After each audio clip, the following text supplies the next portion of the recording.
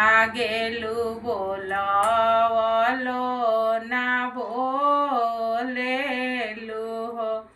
किया तोरती वाई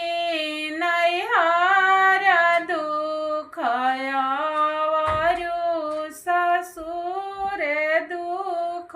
होए दिवा किया तोर कांत विदेश कवन दुखवारो वेलु कवन दुखवेरो वेलु हो नहीं मोर माता नैहर दुखयावरु ना ससुर दुख हो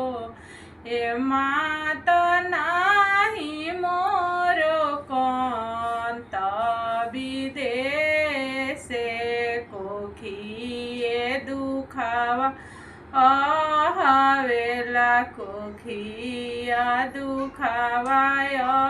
हवेला हो अमवा के देलू माता पाँच फलई मिली 25 फल हो हे माता हमारा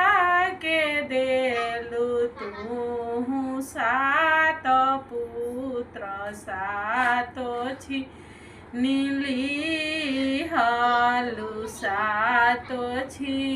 नीली हाल हे माता 8वें गर्भ से व्याकुल बानियो करो भरोसा नइखे ओ करो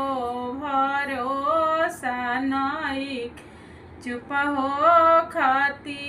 वही तू चुप हो खाया चरवे लोरावा पोछानु हो एतिवाई देवा गाजा धरे आईसन पुत्र